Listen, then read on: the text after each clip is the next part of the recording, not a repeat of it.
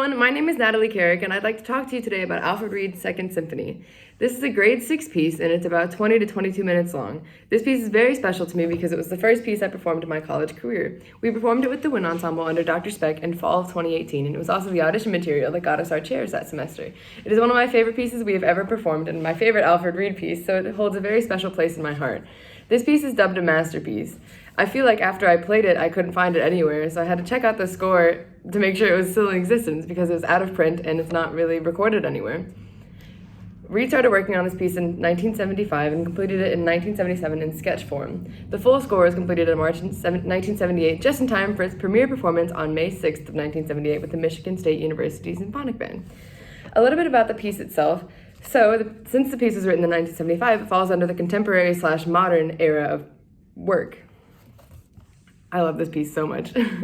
So it starts out, the entire symphony is built on themes based on a tone row. So a tone row is where, like we studied in theory class, where each of the 12 notes is used in some different order. So this tone row is expressed with B flat, F, E, A flat, G, D, D flat, C, C flat, G flat, E flat, and A, kind of accompanying like a mountain range of stuff. So this first theme is introduced, this tone row becomes the main theme of the work and is first introduced by the clarinets right at the beginning, which I'm going to play a little clip for you.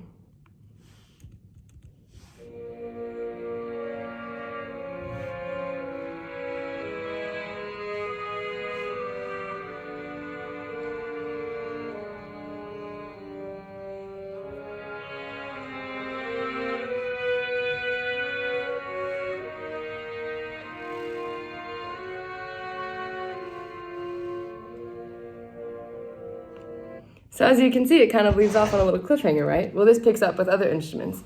So what you just heard is the first section material, and with the main theme introduced by the clarinets and bassoons, and then the counter subject introduced by the alto saxes and the English horn, and the pickups to the second bar.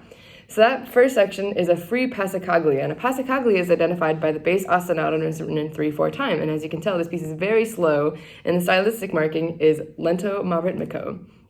So these two lines kind of talk to each other throughout that section in different harmonic and melodic textures, making for a really interesting kind of sound. And I think one of the main reasons why I like this piece so much is because it's like orchestra turned into band. As you can tell from the clips I'm going to play you a little bit later, it's like Mahler turned band, which Mahler is one of my favorite composers of all time. And I like that. It's just full of drama and raw expression, and it's a full range of colors presented by the Wind Ensemble, which is a very wide variety.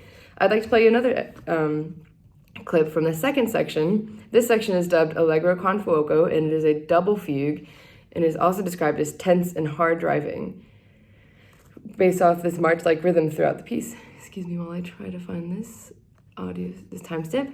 So, this first subject has triplets and is introduced by the clarinets in measure 108, which I will play for you right now.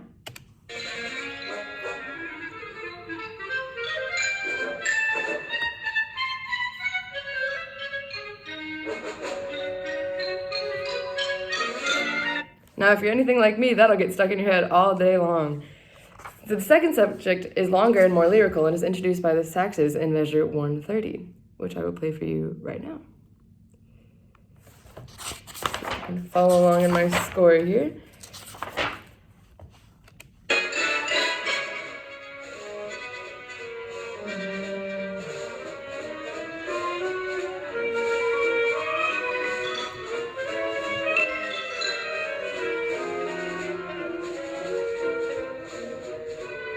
I hope you were able to hear that longer and more lyrical melody. So that continues on for about 100 more bars until the third section, which is dubbed molto moderato e sostenuto.